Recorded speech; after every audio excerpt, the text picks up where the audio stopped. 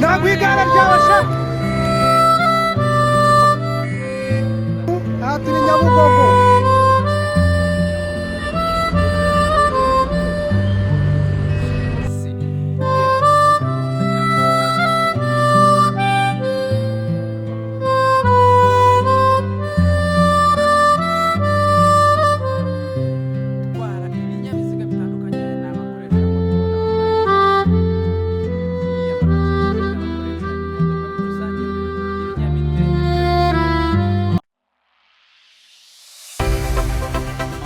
This is Homeland 17.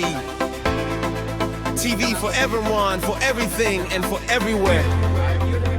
We believe that everything is possible and impossible is nothing. Ibihe byiza nshuti za Homeland 7 TV ndetse na Simbi TV dukunda kandi dosa ku mutima ni nako bizahora nk'ibisanzwe rero tubagezaho inkuru zitandukanye z'imyidagaduro ubukungu ndetse na politiki. Ibyo byose kandi tubikora kugira ngo turusheho kubegera aho muri hose mu mpande enye z'isi. Yego uyu munsi rero ndagira ngo tugire ibyo tuganira ku bijyanye n'urugomo rukorerwa mu by'ukuri mu mihanda, urugomo rukorerwa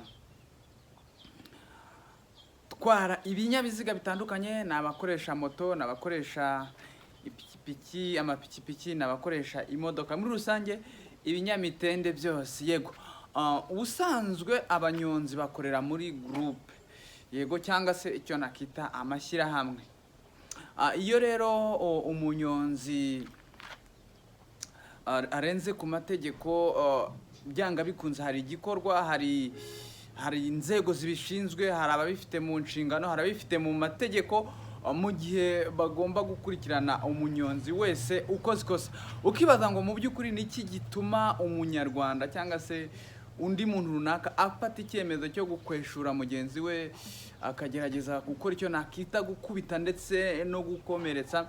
Ni ibintu mu by'ukuri biteye agahinda, ni ibintu mu by'ukuri bitishimiwe na gato kubona umuntu agerageza gufata mugenzi we akarwana ashaka kumwambura kimwe mu binyabiziga akoresha, kandi mu by'ukuri hari amategeko aba yanditse agenga abantu. Dukwiye rero kwitwararika, abantu bakwiye kubahiriza amategeko abagenga, abantu bakwiye kwicisha make. Ngira ngo murabona ko mu by'ukuri niba mubireba neza ari kugerageza kweshura cyangwa se kumufata ku ngufu n'itsinda ry'abantu babiri, ariko mu by'ukuri bigaragara ko ashobora kuba afite ibyo atubahirije mu bijyanye n'ibyo basanzwe nkeka ko atari ibintu byo kwishimira, by'umwihariko mu mujyi wa Kigali, by'umwihariko mu Rwanda, ahantu bazi neza ko gukubita no gukomeretsa hari amategeko abihana. Ntabwo bikwiye ko mu by'ukuri umunyarwanda afata ku gakanu cyangwa se agerageza kwambura mugenzi we igikoresho. Ibi bintu bikunda kubaho inshuro nyinshi, ariko rimwe na rimwe tukabifata nk'ibiciriritse. Nyamara iyo habayeho negligence cyangwa se kubisuzugura, rimwe na rimwe nibyo usanga bivamo urupfu.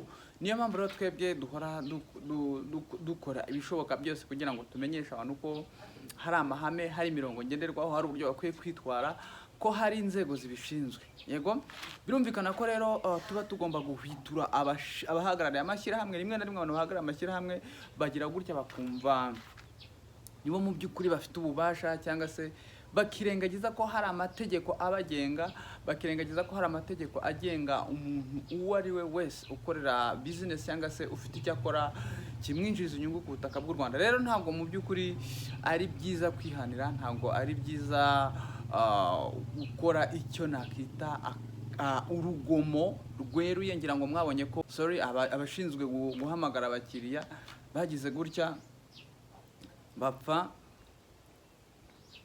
umukiriya. Kwa kundi nyine ugenda ugiye kwinjira muri resitora bakubwira ati karibu kiriya, injira urire hano, injira urire hano. Ibyo byose rero urumva ko ni ibintu biciriritse, ni ibintu ntabwo nava ngo biracitse, ariko mu by'ukuri urumva ko ni ibintu byoroheje, ni ibintu mu by'ukuri navuga ko bitateza ikibazo. Ariko murabizi ko byarangiye umwe muri bo ahasize ubuzima kubera urugomo. Rero dukwiye kuba maso, by'umwihariko abanyarwanda aho bava bakagera, tugakumira icyaha mbere y'uko kiba, kuko murabizi ko agatanyanga kamwe ka Caroline kanutsa ingunguru yose y'amazi. Kandi burya ibyo dukerensa cyangwa se ibyo dufata nkaho ari inyeri burya aba ari urukonda. Ntabwo rero dukwiye kunegirija mu gihe ubonye urugomo nk'uru nguru, mu gihe ubonye abantu batangiye gufatana, ukwiye gufata iya mbere ukaba mu by'ukuri umwe mu bakwiye guhagarika urwo rugomo.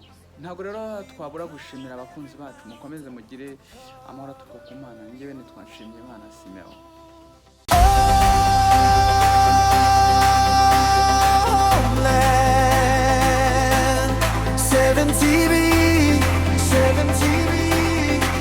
What to say?